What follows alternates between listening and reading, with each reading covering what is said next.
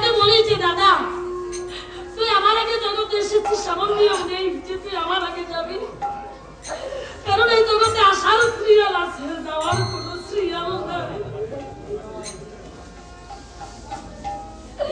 জগতে আসার সিরিয়াল আছে, যাওয়ার সিরিয়াল নেই।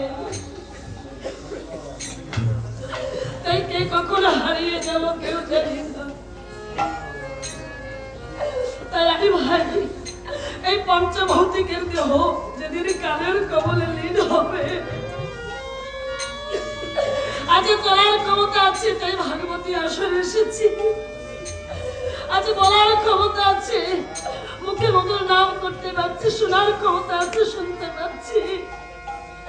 এমন একটা দিন আসবে চলা বলার ক্ষমতা কিছু থাকবে